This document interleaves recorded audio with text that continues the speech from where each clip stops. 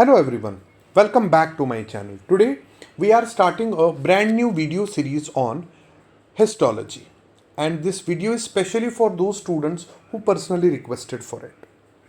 And one more thing which I want to discuss right now with you people is बहुत सारे students का आप में से मेरे पास मैसेज आया था कि सर आप जो वीडियो रिकॉर्ड करते हैं वो आप हिंदी इंग्लिश लैंग्वेज में रिकॉर्ड कीजिए इंस्टेड ऑफ इंग्लिश। तो आज के बाद जो भी वीडियोस आएंगी वो हिंदी इंग्लिश लैंग्वेज में मिक्स आएंगी। और एक इम्पॉर्टेंट बात ये है कि बहुत सारे स्टूडेंट्स वेट कर रहे होंगे जो हमारी डायूरेटिक सीरीज़ चलती आ रही थी जिसमें हम थायराइड डायूरेटिक्स का हमने पार्ट 1 कंप्लीट किया था, और बहुत सारे स्टूडेंट्स आज ये एक्सपेक्ट कर रहे थे कि पार्ट 2 आएगा। बट मैं वो डायूरेटिक सीरीज़ बोला नहीं हूँ, विद इन कमिंग वीक्स में वो पूरी सीरीज़ में कंप्लीट कर दूंगा। So without further wasting time let's get started. So tissue पढ़ने से पहले आज का हमारा टॉपिक एक्चुअली जो है वो एपिथेलियल टिश्यू है। टिश्यू पढ़ने से पहले सबसे पहले हमें कुछ बेसिक्स समझने। अगर हम ह्यूमन बॉडी पे फोकस करें, ह्यूमन बॉडी जो है ये बहुत सारे ऑर्गन सिस्टम्स को मिला के बनी है, like respiratory system, cardiovascular system, digestive system, nervous system and so on. बहुत सारे सिस्टम्स को मिला के एक ह्यूमन बॉडी बनती है। अब जो ये ऑर्गन सिस्टम्स हैं ये किन के बने होते हैं? ये खुद बने होते हैं ऑर्गन्स के। फॉर एग्जांपल अगर हम कार्डियोवैस्कुलर सिस्टम को देखें, कार्डियोवैस्कुलर सिस्टम में जो है हार्ट एक मेजर ऑर्गन है, ब्लड वेसल जो है, दैट मीन्स ऑर्गन सिस्टम जो है वो ऑर्गन के बने होते हैं। खुद ऑर्गन्स जो है वो टिश्यूज़ के बने होते हैं, और टिश्यूज़ जो है वो फाइनली बने होते हैं सेल्स के। दैट मीन्स अगर हम ह्यूमन बॉडी का बेसिक या फाउंडेशन देखें, बेस देखें, वो सेल है। दैट इज़ वाई मैंने मेंशन किया हुआ दैट सेल जो है बेसिक यूनिट है ह्यूमन बॉडी का, और हम ये कह सकते हैं it is the structural and functional unit of the human body. That means हमारा जो बेसिक है, हमारा जो बेस है, हमारी जो फाउंडेशन है वो सेल है। सेल्स को मिला के बनते हैं टिश्यूज। सो नाउ टिश्यू जो है, सो हमने अभी ये बोला बेसिक यूनिट हमारे पास है सेल्स। जब बहुत सारी cells, a group of cells, जब बहुत सारी सेल्स एक ग्रुप बनाएंगी, बट ऐसी सेल जिनका स्ट्रक्चर सिमिलर हो और वो एक स्पेसिफिक फंक्शन परफॉर्म करेंगे, अब इन ग्रुप ऑफ सेल्स को हम टिश्यू बोलेंगे। So tissue is the aggregation or group of cells which have similar structure and perform a specific function. अगर हम ह्यूमन बॉडी की ओर देखिए, ह्यूमन बॉडी में हम 4 बेसिक टाइप्स ऑफ टिश्यूज देखते हैं। Number 1 is the epithelial tissue और the epithelium. Number 2 is the connective tissue. Number 3 is muscle tissue और muscular tissue. Number 4 is nervous tissue और न्यूरोनल टिश्यू। ये हमारी बॉडी में 4 बेसिक टाइप्स ऑफ टिश्यूज है। यही टिश्यूज हम थ्रू आउट द बॉडी देखते हैं। सो आज का हमारा टॉपिक है epithelium. So today we will be discussing in detail about epithelium और epithelial tissue. Now epithelial tissue और epithelium, as the name suggest, ये एक टिश्यू है। दैट मीन्स ये टिश्यू भी सेल्स का बना होगा। ओके एक सिंपल यहाँ पे जो एक डायग्राम इमेज है एक ब्रिक वॉल की, इससे हम समझने की कोशिश करेंगे एपिथेलियल टिश्यू को। इस ब्रिक वॉल को आप कंसिडर कीजिए, ये एक टिश्यू है। जो ये ब्रिक वॉल है ये ब्रिक्स की बनी है। दैट मीन्स ये ब्रिक्स जो है ये सेल है। ठीक, दैट मीन्स ये पूरी वॉल को जो हम टिश्यू कंसिडर करेंगे और जो इसमें ब्रिक्स लगी हैं उनको हम कंसिडर करेंगे सेल्स। अगर आप इस इमेज में देख पा रहे होंगे, इन 2 ब्रिक्स के बीच में आपको सीमेंट की एक लेयर दिख रही है। ये सीमेंट की लेयर इसलिए सो दैट 2 ब्रिक्स को हम जो है होल्ड करके रखें एक दूसरे के साथ। सिमिलरली सेल्स जो है, ये एक सेल है, ये दूसरी सेल है। 2 सेल्स के बीच में एक्स्ट्रा सेल्यूलर मैट्रिक्स होता है। बट जो हमारे एपिथेलियल टिश्यू है, अगर हमने ब्रिक्स को कंसिडर किया सेल, जो ब्रिक्स के बीच में सीमेंट है उसको हम कंसिडर करेंगे एज एक्स्ट्रा सेल्यूलर मैट्रिक्स।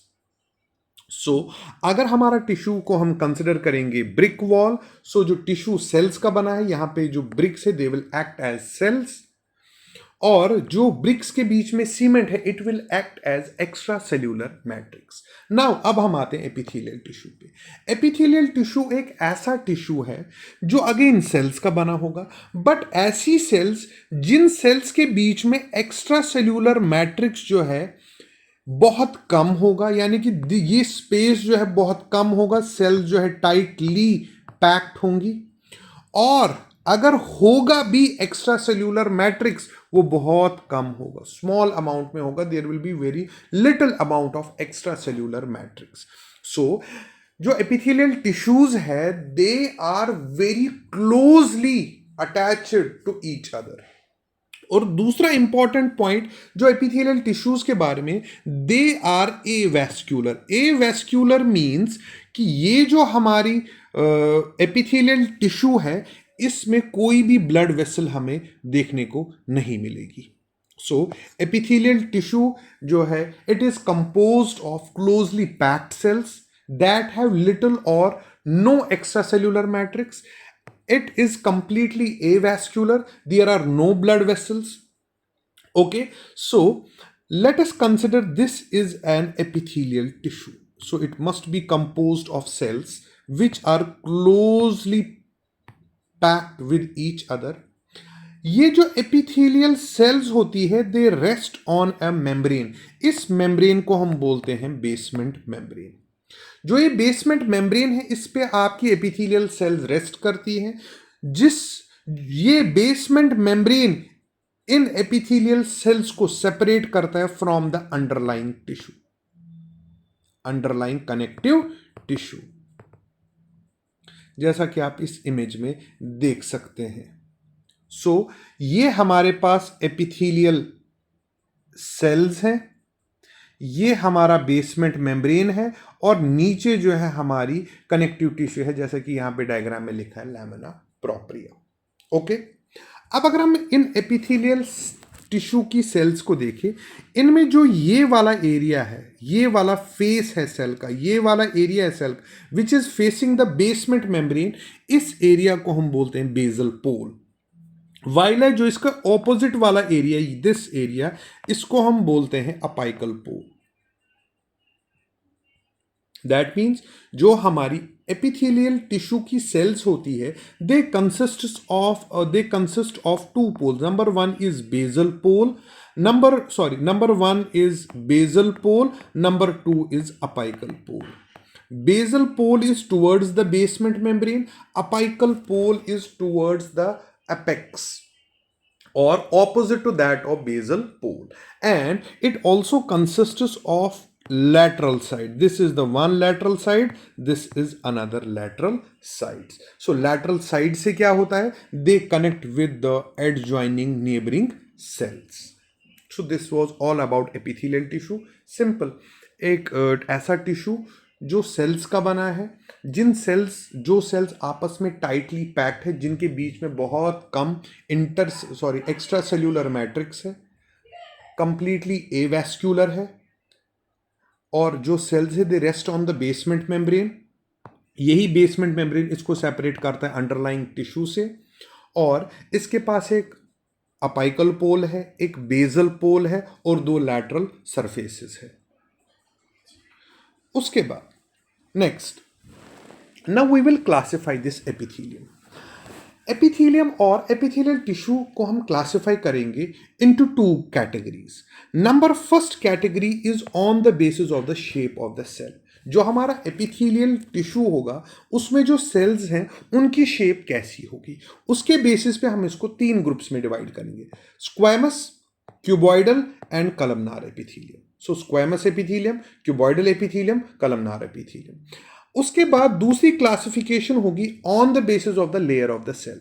अगर हमारे पास सिंगल लेयर ऑफ सेल है एक टिश्यू में तो हम इसको बोलेंगे सिंपल एपिथेलियम. अगर हमारे पास more than two layers of cells हैं दो या दो से ज्यादा लेयर ऑफ सेल्स है, ऐसे टिश्यू को हम बोलेंगे स्ट्रैटिफाइड टिश्यू। अब ध्यान में रखने की बात ये है, for example let us consider जो बेस में सेल्स है वो जो है क्यूबॉइडल सेल्स है, और उसके क्यूबॉइडल सेल्स है या कॉलम शेप्ड सेल्स है, बट टॉप पे इसके पास प्लेन सेल्स और स्क्वामस सेल्स है। दैट मीन्स इसका नाम पड़ेगा स्ट्रैटिफाइड स्क्वामस एपिथेलियम। सो ये मैं आगे आपको समझा देता हूँ, यहाँ पे अभी आपको ये समझ में नहीं आएगा। हमें अभी तक ये याद रखना है दैट हमारे पास स्क्वामस एपिथेलियम है, क्यूबॉइडल एपिथेलियम है, कलमनार एपिथेलियम है। ये है on the basis of the shape of the cell. उसके बाद अगर हम जाएंगे लेयर्स, अगर हमारे पास सिंगल लेयर है वी कॉल इट सिंपल। अगर हमारे पास दो या दो से ज्यादा लेयर्स है तब हम इसको नाम देंगे स्ट्रैटिफाइड। सो ना स्क्वामस एपिथेलियम, स्क्वामस एपिथेलियम जैसा कि आप डायग्राम में देख सकते हैं, इमेज में देख सकते हैं, यहां पे जो सेल्स है वो बहुत पतली होती है और फ्लैट होती है। So cells here are thin and flat. जो यहां पे आप देखोगे cells are very much wider, cells जो है वो वाइड है बट उनमें जो है हाइट नहीं है। दैट इज वाई ये जो सेल्स है ये थिन होती है और फ्लैट होती है। इनके पास एक ओवल शेप्ड न्यूक्लियस भी प्रेजेंट होता है। सो स्क्वामस एपिथेलियम में सेल्स जो है simply they are thin, they are flat, they are wider but they are not tall. That is why they are thin and flat. They have a oval shaped nucleus.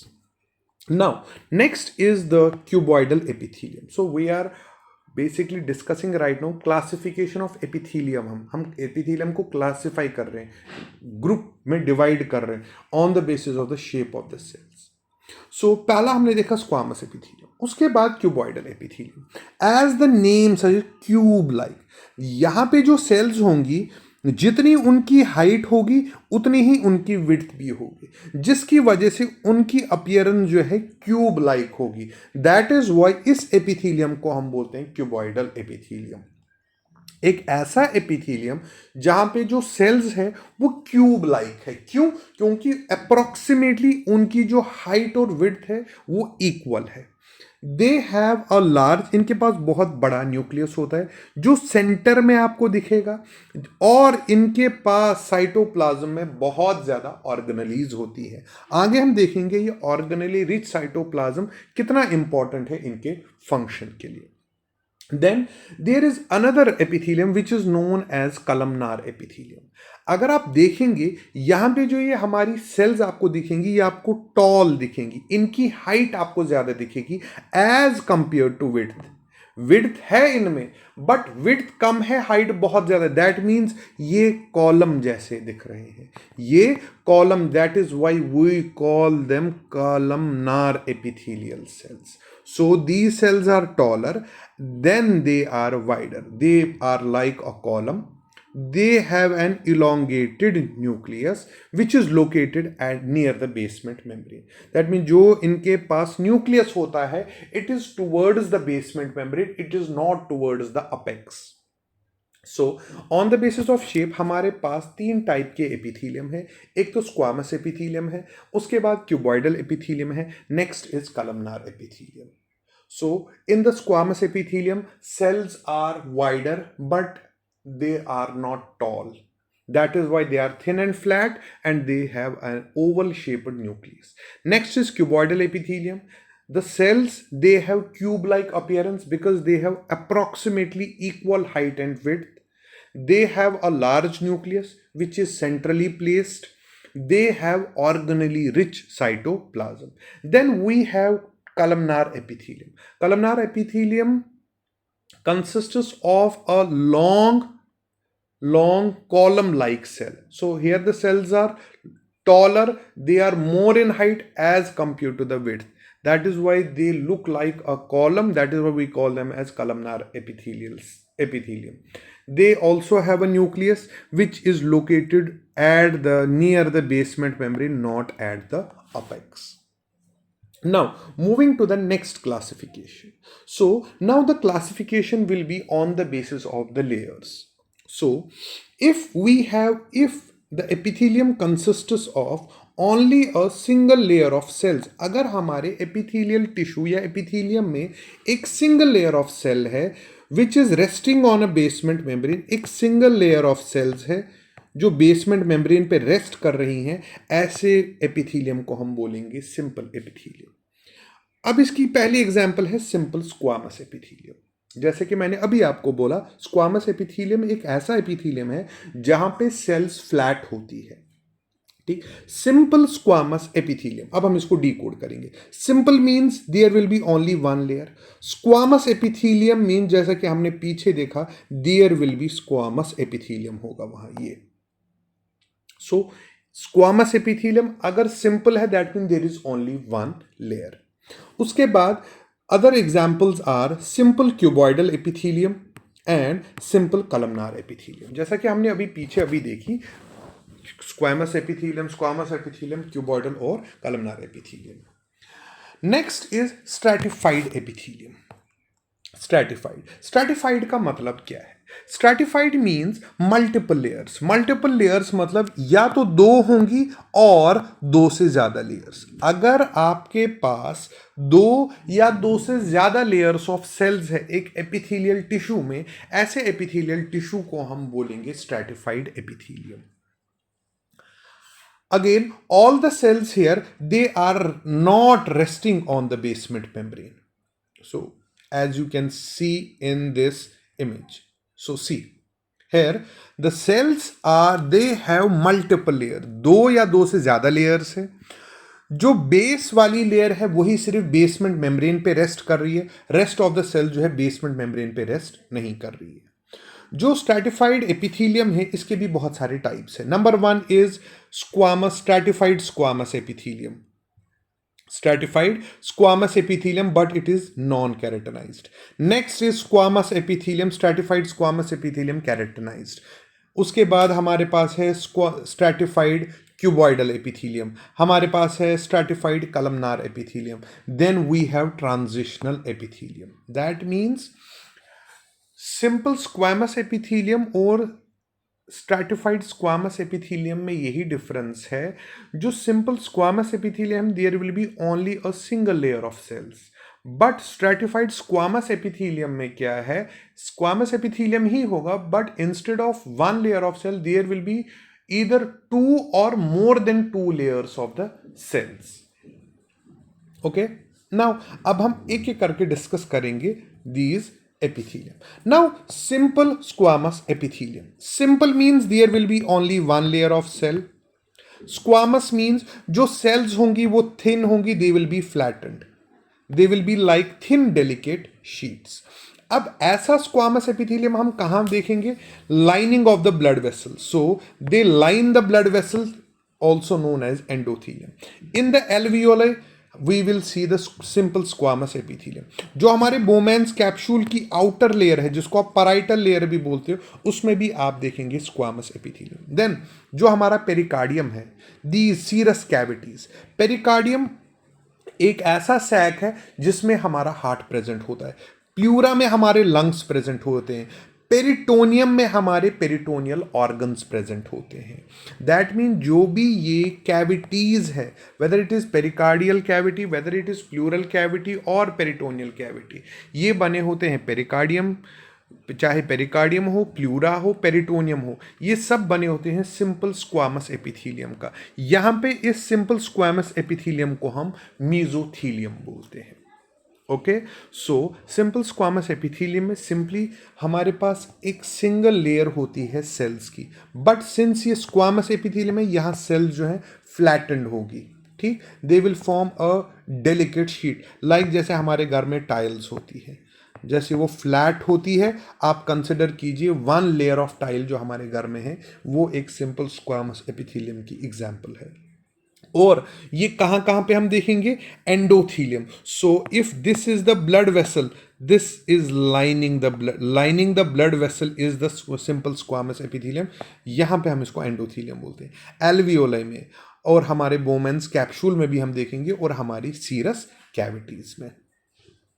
Now talking about function, alveoli में इनका क्या function है देखिए। जो हमारा simple squamous epithelium है, यहाँ पे cells they are extremely thin, they are flat. So what happens here in the alveoli, हमारे पास जो हमारे एल्वियोलाई में जो मेम्ब्रेन एपिथेलियम है, जो लाइनिंग है, वो सिंपल स्क्वामस एपिथेलियम की है, जहाँ पे सेल्स थिन और फ्लैट है. That means it becomes very easy for the oxygen to diffuse out of the air into the alveoli, into the blood, and carbon dioxide जो है वो इजीली डिफ्यूज आउट हो जाता है. दैट मीन्स गैस एक्सचेंज जो है वो easily possible हो जाता है बिकॉज हमारे पास एल्वियोलाई में सिंपल स्क्वामस एपिथेलियम है. अगेन लेट अस कंसिडर, ये एक ब्लड वेसल है और ये एक टिश्यू है. ब्लड वेसल में जो लाइनिंग होती है अगेन सिंपल स्क्वामस एपिथेलियम की होती है, जिसको आप एंडोथेलियम बोलते हो. दैट मीन्स अगर इस टिश्यू को कोई न्यूट्रिएंट चाहिए, ये इजीली डिफ्यूज आउट होगा. न्यूट्रिएंट्स, कार्बन डाइऑक्साइड, हार्मोन्स, ये इजीली डिफ्यूज आउट होंगे from the blood vessel into that tissue. Why? Because जो हमारा सिंपल स्क्वामस एपिथेलियम है ये एक्सट्रीमली थिन होता है और फ्लैट होता है, जिसके थ्रू डिफ्यूजन या एक्सचेंज जो है इजीली हो जाता है. उसके बाद ग्लोमेरुलर फिल्ट्रेशन में भी इसका रोल है. कैसे? सिंस ग्लोमेरुलर फिल्ट्रेशन में हमारी ग्लोमेरुलर कैपिलरीज आती हैं, ग्लोमेरुलर कैपिलरीज के ऊपर एंडोथेलियम की लेयर होती है. उसके बाद जो हमारा पैराइटल लेयर होती है बोमेंस कैप्सूल की, उस पर भी लाइनिंग होती है सिंपल स्क्वामस एपिथेलियम की. That is why they play an important role. This squamous epithelium also plays an important role in glomerular filtration. Glomerular filtration क्या है, कैसे है, इसका जो है एक सेपरेट वीडियो होगा मैकेनिज्म ऑफ यूरिन फॉर्मेशन में, जो आगे कभी वीडियो आएगा.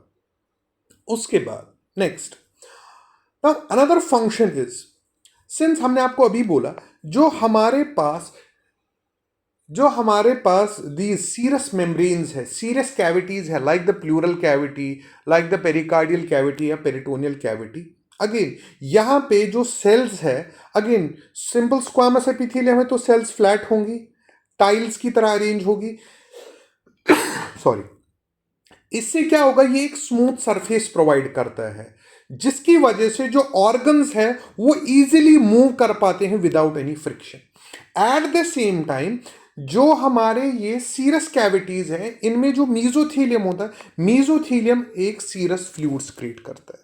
मैं आपको एक एग्जांपल दूं. लेट अस कंसिडर ये हमारा हार्ट है और ये हार्ट जो है कॉन्ट्रैक्ट और रिलैक्स कर रहा है, एक्सपैंड कर रहा है और रिलैक्स कर रहा है with in the cavity.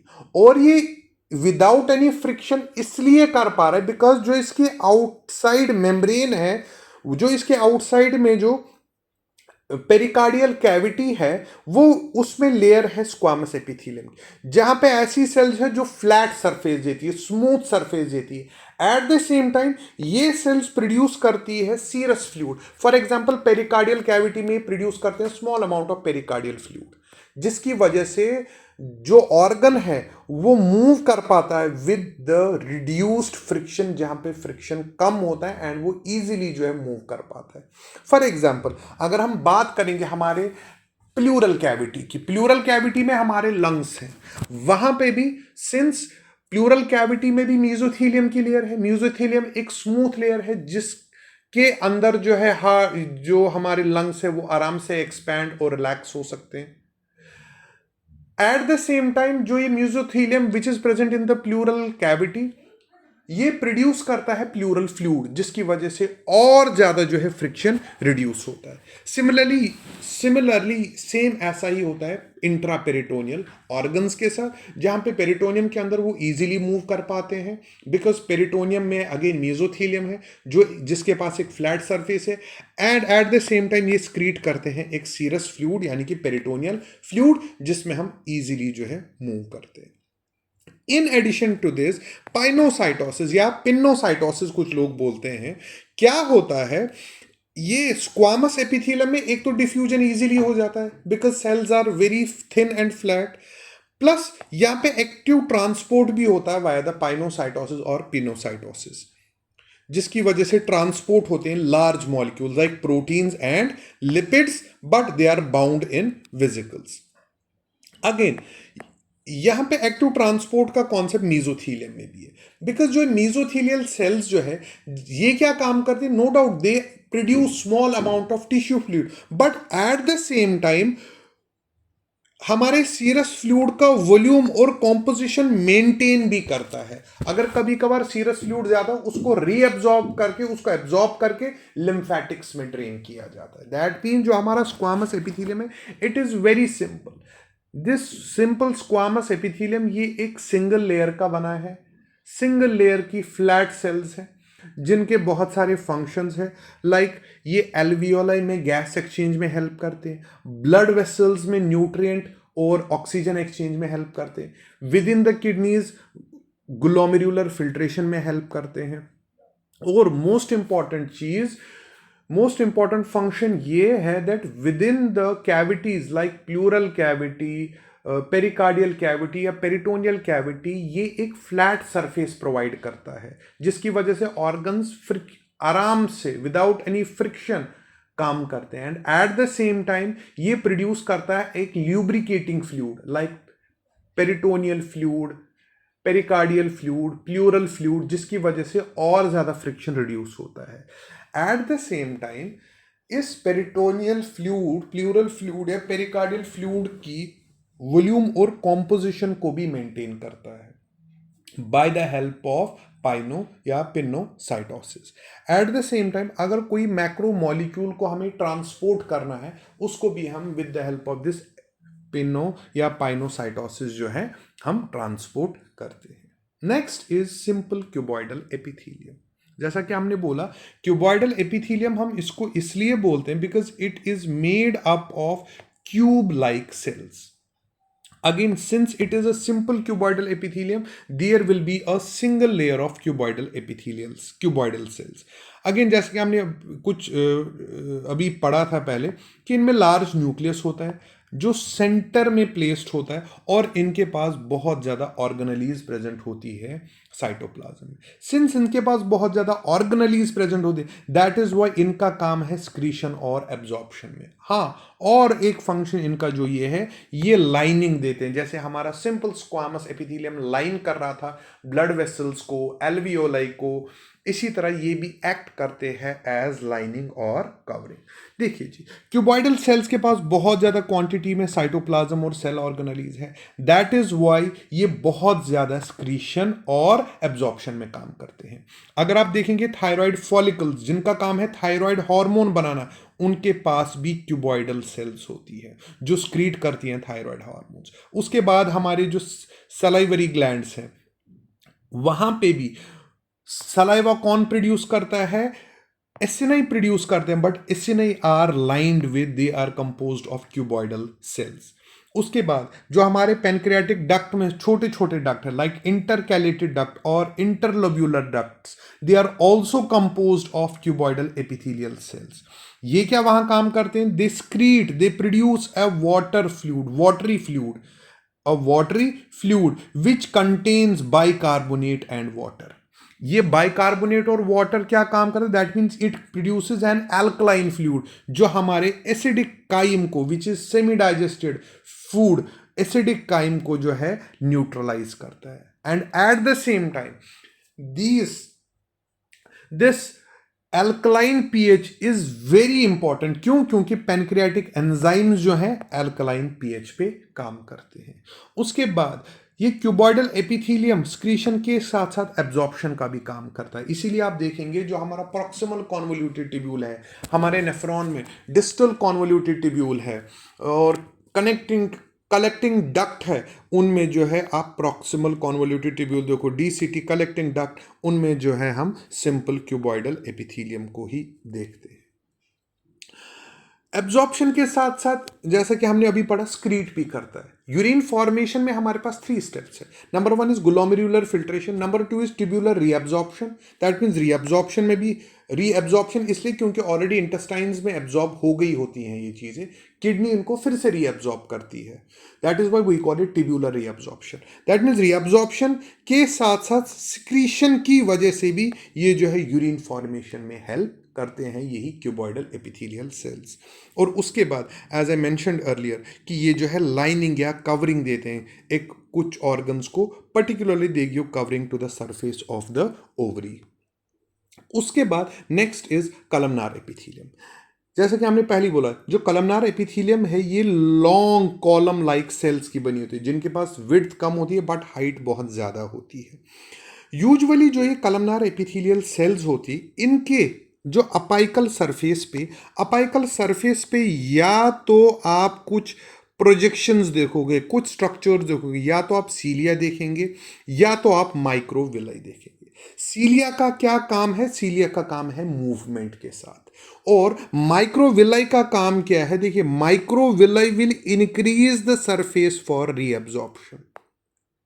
Okay, so that mean जो हमारे पास कलमनार एपिथेलियम ये दो टाइप का होगा, या तो ये सीलिएटेड होगा यानी कि जिसके पास अपेक्स में फिंगर लाइक प्रोजेक्शंस होंगे जिनको हम सीलिया बोलेंगे। One cell can contain up to 300 cilia. ठीक, अब इन सीलिया का क्या फंक्शन है? These cilia what they do, ये ट्रांसपोर्ट करते हैं मटेरियल। कैसे करते हैं? They beat in a similar fashion.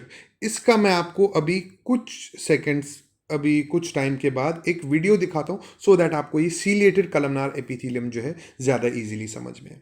उसके बाद then we have non ciliated columnar epithelium. Non ciliated means इसके पास सीलिया नहीं होता, it doesn't contain any cilia but it has microvilli. Microvilli इसलिए है सो दैट जो रीअब्जॉर्प्शन है के लिए सरफेस जो है इंक्रीज हो जाए। चाहे रीअब्जॉर्प्शन हो रही है what, so let us consider this is a columnar cell, so these small projections they are known as microvilli. इन माइक्रोविलाई का क्या काम है? They increase the surface area of the cell. किस चीज के लिए सरफेस एरिया इंक्रीज करेंगे है वो हम नेक्स्ट स्लाइड में देखेंगे। First let us focus on, so these are the सीलियाज।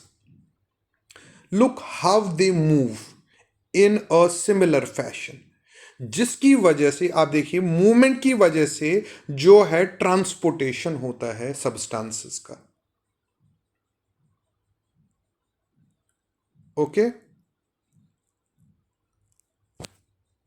Next, so again I am playing this video, so see these cilia are moving in a particular fashion, जिसकी वजह से जो सीलिया के पास एक सब्सटेंस है ये जो है मूव कर पा रहा है ना। सीलिया, नाउ हमारे पास कलमनार एपिथेलियम है। सिंस कलमनार एपिथेलियम में हमने अभी बोला it consists of villi, microvilli. Microvilli की वजह से क्या होता है? These are tall cells, they have microvilli. तो जितना ज्यादा माइक्रोविलाई उतना ज्यादा सरफेस एरिया, किस लिए? For absorption of nutrients. So small intestines में आप देखेंगे ये एब्जॉर्ब करता है sugar, amino acid, lipid, water, ions. Large intestine में प्राइमरीली इन माइक्रोविलाई का काम होता है एब्जॉर्ब करना वाटर एंड इलेक्ट्रोलाइट्स। उसके बाद जो अगर आप if I will go back few slides you can see this thing। अगर आप देखेंगे यहां पे एक कुछ सेल्स आपको दिख रही हैं, these two cells। Columnar cells के बीच में कुछ स्पेशलाइज्ड सेल्स होती हैं जिनको हम बोलते हैं गॉबलेट सेल्स। सो कलमनार एपिथेलियम में in between the columnar epithelial cells there are special cells which are known as goblet cells। ये जो गॉबलेट सेल्स है इनका काम होता है म्यूकस प्रोड्यूस करना। अब म्यूकस के बहुत सारे फंक्शंस हैं। पहला फंक्शन इसका जो है पहला फंक्शन जो हमारा इस म्यूकस का है that it lines the various track, it lines the digestive tract, respiratory tract, reproductive track. इस लाइनिंग की वजह से क्या होता है? ये एरिया जो है ल्यूब्रिकेट हो जाता है। सो फॉर एग्जांपल हमारा ईसोफेगस, हमारा स्टमक, हमारा स्मॉल इंटेस्टाइन, लार्ज इंटेस्टाइन, यहाँ पे जो है म्यूकस की प्रोडक्शन होती है। सो ये एरिया ल्यूब्रिकेटेड रहते हैं, which number 1। Number 2, in addition to lubrication ये म्यूकस जो है ये एक प्रोटेक्टिव लेयर बनाता है। ये म्यूकस क्या बनाता है, एक प्रोटेक्टिव लेयर बनाता है। ऑलरेडी हमारे पास, so number one function is mucus create करती हैं ये सेल्स। एक्चुअली ये सेल्स नहीं, ये सेल्स के बीच में गॉबलेट सेल्स होती है, वो प्रोड्यूस करती है। सो कलमनार सेल्स के बीच में there are goblet cells. That is why जो कलमनार एपिथेलियम है, इसका हम फंक्शन ये लिखते हैं that it creates what, mucus. Mucus जो है it lines the various tracts like digestive tract, respiratory tract, reproductive tract, lines and number one. Number two, जो ये lining, once this lining it acts as a lubrication के साथ साथ it acts as a protective lining. So let us consider this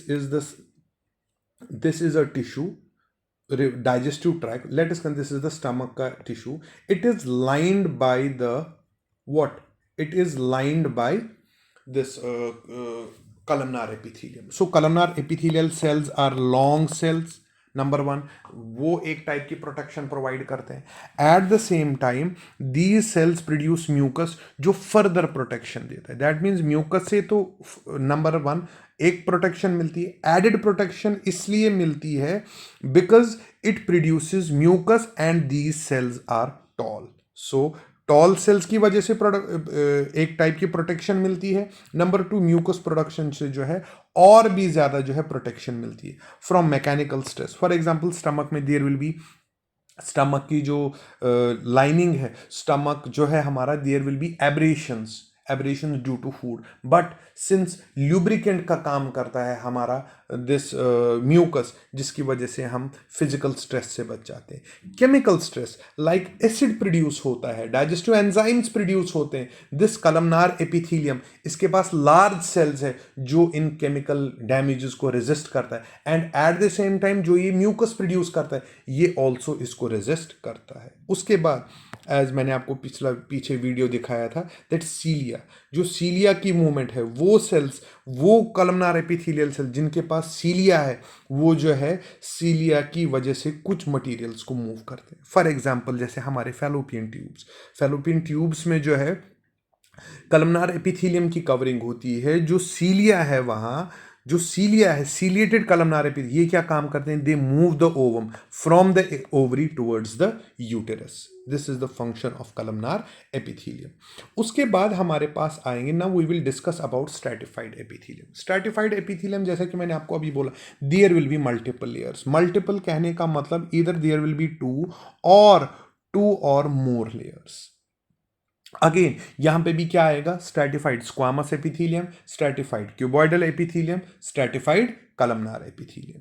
अब जो हमारे पास stratified squamous epithelium है, again it is composed of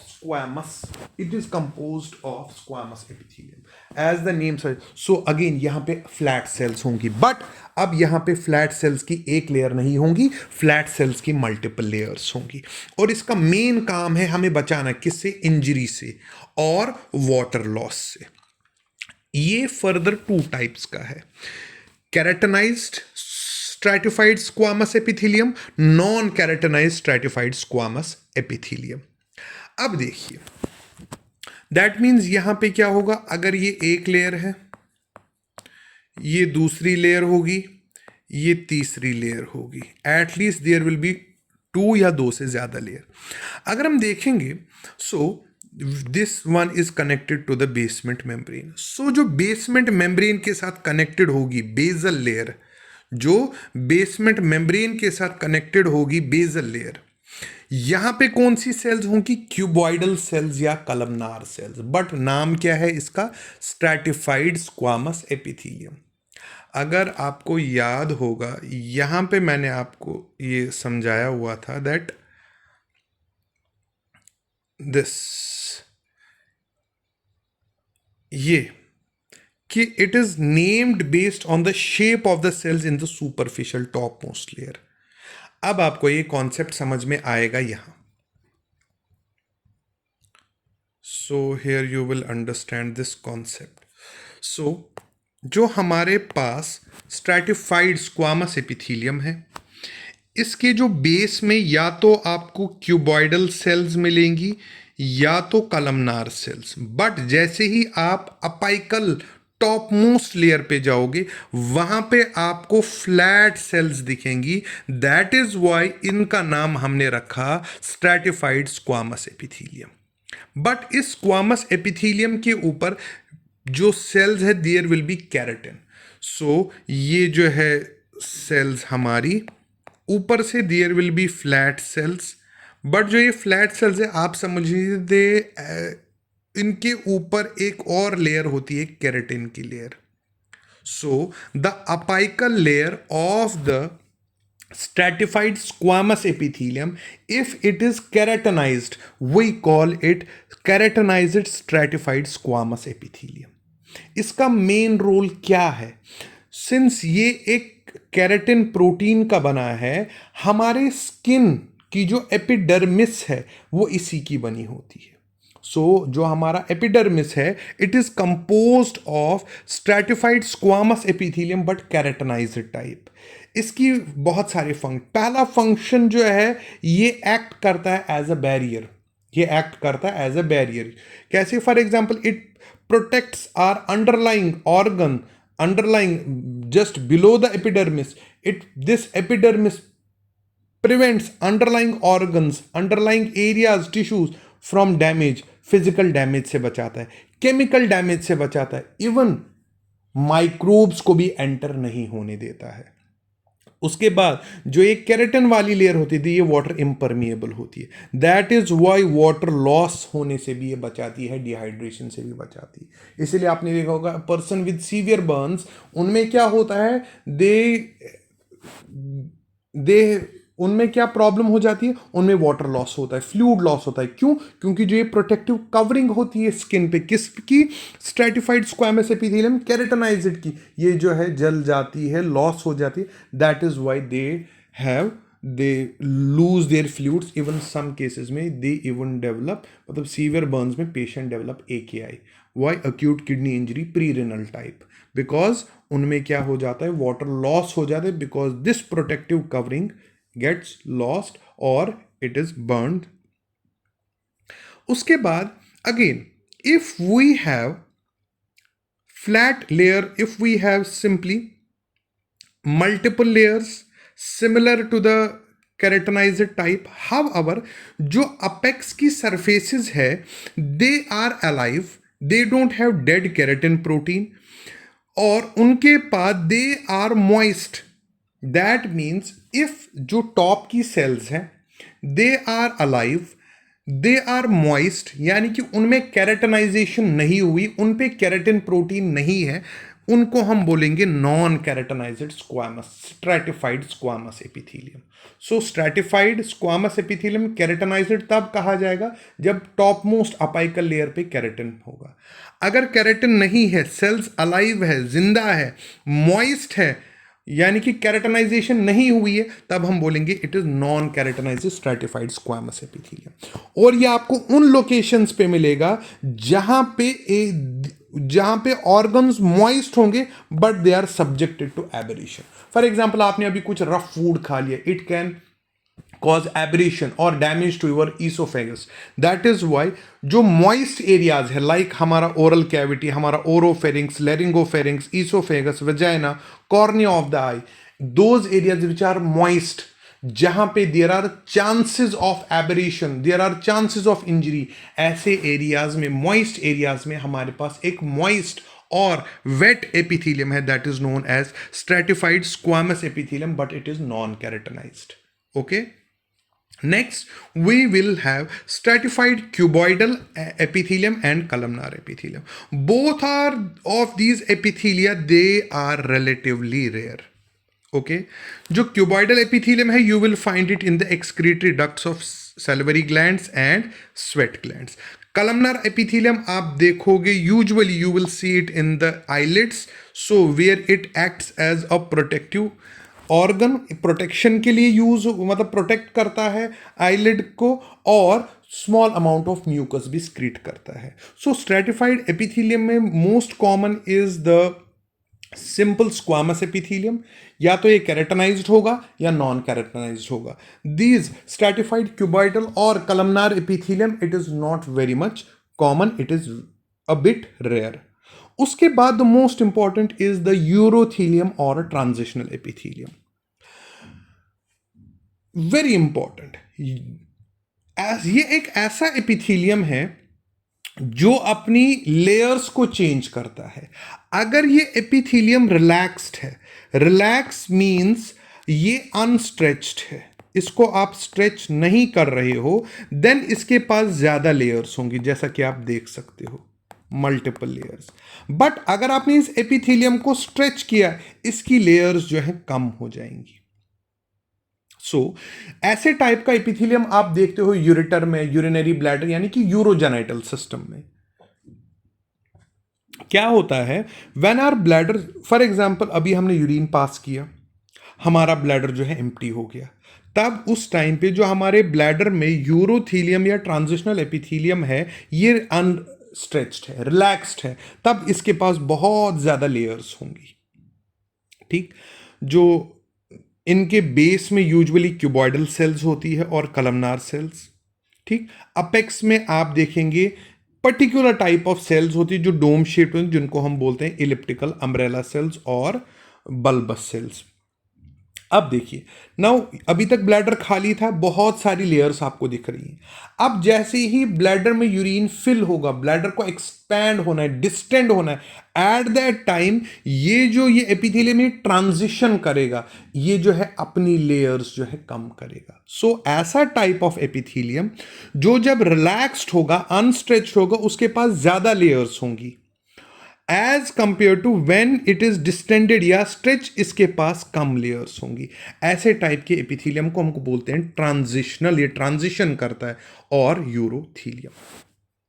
सो पहला फंक्शन जो इसका है वो है डिस्टेंसिबिलिटी या stretchability. So this has the property of stretchability और डिस्टेंसिबिलिटी। दैट मीन जो हमारा ब्लैडर फिल होता है, डिस्टेंड होता है, वो इसलिए पॉसिबल है क्योंकि उसके पास यूरोथीलियम या ट्रांजिशनल एपिथेलियम। क्यों? क्योंकि ये इजीली जो है स्ट्रेच हो जाता है। दूसरी बात, जो हमारा ये यूरोथीलियम या ट्रांजिशनल एपिथेलियम है, ये स्पेसिफिकली यूरोजेनाइटल ट्रैक या यूरिनरी ट्रैक में इसकी कवरिंग इसलिए है, क्यों? क्योंकि यूरिन जो है it is very hypertonic. Urine जो हमारा है it is hypertonic. So this hypertonic urine can have very potential toxic effects on the cells. So जैसे ही हमारा, लेट अस कंसिडर ये हमारा ब्लैडर है, ब्लैडर किसके कांटेक्ट में आ रहा है? यूरिन के कांटेक्ट में। ये यूरिन हाइपरटोनिक है।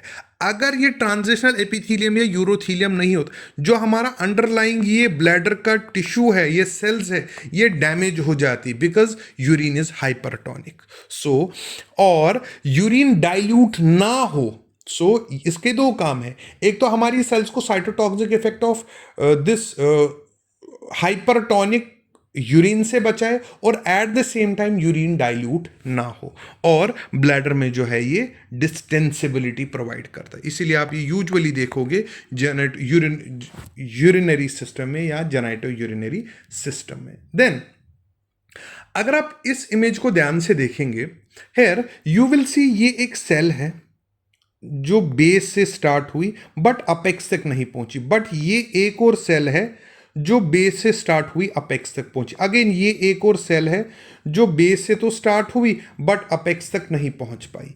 सो अगर आप देखेंगे यहां पे वी कैन सी कि न्यूक्लियस हम यहां पे भी देख रहे हैं, यहां पे भी देख रहे हैं, at different levels we are able to see the nucleus. ऐसा लग रहा है अगर हम क्रॉस सेक्शन में देखें, हमें यहां पे भी इस लेवल पे भी न्यूक्लियस दिखेगा, इस लेवल पे भी न्यूक्लियस, तो हमें ये लगता है, ये दिखता है pseudo stratified. Pseudo means false. ये हमें दिखता है like it is a stratified layer, it contains multiple layers, but नहीं, ये मल्टीपल लेयर्स नहीं। एक्चुअली ये क्या है, यहां पे कुछ सेल्स जो हैं they are very small, some cells are very large, but at the end आप देखिए जो सारी सेल्स हैं ये जो है बेसमेंट मेम्ब्रेन को टच कर रही है। ये बेसमेंट मेम्ब्रेन को क्या कर रही हैं, टच कर रही हैं। दैट इज वाई हम ये बोलते हैं that it is pseudo stratified, it is pseudo stratified. क्यों? क्योंकि अगर हम स्ट्रेटिफाइड एपिथेलियम की बात करें वहां पे बहुत सारी लेयर्स होती हैं।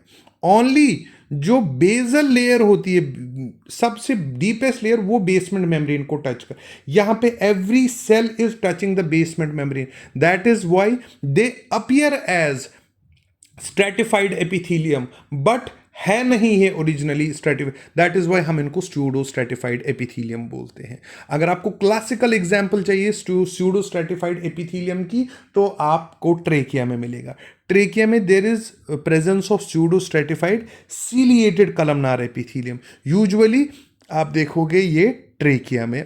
These pseudo stratified columnar epithelium, they contain two important, usually number one, they contain goblet cells, they contain goblet cells and mucus secreting goblet cells, and often they have cilia, and often they have cilia. अब इसका function क्या है, देखिए goblet cells क्या काम करेगा, it produces mucus. ठीक, अब आप रेस्पिरेटरी ट्रैक की बात करिए, लेट अस कंसिडर, हाँ, जो हमारा ये these pseudo stratified columnar epithelial cells है, these are large cells. What they do, they contain goblet cell, they produce what, mucus. Mucus में क्या काम होगा, जो भी हमारी रेस्पिरेटरी पैसेज में कोई भी डस्ट आएगा, पोलन आएगा, जो भी ये चीजें आएंगी, ये जो है ट्रैप हो जाएंगी इस म्यूकस में। अब यहां से क्या होगा, उसके बाद सीलिया का काम आएगा। सीलिया, जैसे मैंने आपको अभी एक वीडियो दिखाया था, सीलिया जो है मूव करेगा। सीलिया जो है एक बीट, कोऑर्डिनेटेड बीट या रिदम लाइक वेव जनरेट करेगा, जिसकी वजह से जो ये ट्रैप पार्टिकल है, चाहे ये डस्ट है, पोलन है, वायरस है, बैक्टीरिया, इसको ये स्वीप करेंगे अपवर्ड्स, इसको ये स्वीप करेंगे upwards into the pharynx, so that unintentionally या तो ये स्वॉल्व हो जाए और स्टमक में गैस्ट्रिक एसिड इसको डिस्ट्रॉय करे, या कफ आउट किया जाएगा ये। Okay, so this was the function of pseudo stratified columnar epithelium. So आज के लेक्चर में इतना ही हम डिस्कस करेंगे, बिकॉज लेक्चर भी बहुत बड़ा हो रहा है, टाइम भी ज़्यादा हो रहा है, आप बोर भी हो सकते हो इतने बड़े लेक्चर को सुन के। सो एक क्विक रिकैप करते हैं, हमने आज जो है क्या क्या पढ़ा। So we discussed about tissue. हमने बोला हमारे पास 4 बेसिक टाइप की टिश्यू हैं, जिसमें हमने आज डिस्कस किया एपिथेलियल। उसके बाद हमने बोला एपिथेलियल टिश्यू भी 2 टाइप्स का है, on the basis of shape, on the basis of layers. फिर हमने फाइनली हर एक लेयर को एक्सप्लेन करा, what is simple squamous epithelium, what is simple cuboidal, what is simple columnar epithelium. उसके बाद हमने डिस्कस किया what is stratified squamous epithelium, keratinised, non keratinised. उसके बाद हमने स्ट्रैटिफाइड क्यूबॉइडल कलमनार एपिथेलियम भी डिस्कस किया। देन ट्रांजिशनल एपिथेलियम या यूरोथेलियम भी डिस्कस किया। उसके बाद फाइनली हमने जो है स्यूडो स्ट्रैटिफाइड कलमनार एपिथेलियम को भी डिस्कस किया। अगर आपको ये वीडियो अच्छा लगा, आपको समझ में आया, आपके कॉन्सेप्ट्स कुछ क्लियर हुए, या आपके डाउट्स जो, या आप जो है कंफ्यूज हो गए थे दो किसी इन डिफरेंट लेयर्स में, तो अगर आपको ये वीडियो हेल्पफुल लगा, आपको समझ में आए ये कॉन्सेप्ट्स, सो प्लीज़ इस वीडियो को लाइक करें, शेयर करें और इस चैनल को सब्सक्राइब कीजिए। सो इन द नेक्स्ट वीडियो हम इसी एपिथेलियल टिश्यू को कंटिन्यू करेंगे और कोशिश करेंगे इसको फिनिश करने की। Thank you so much for watching. Have a nice day and happy learning and happy teaching. Thank you so much.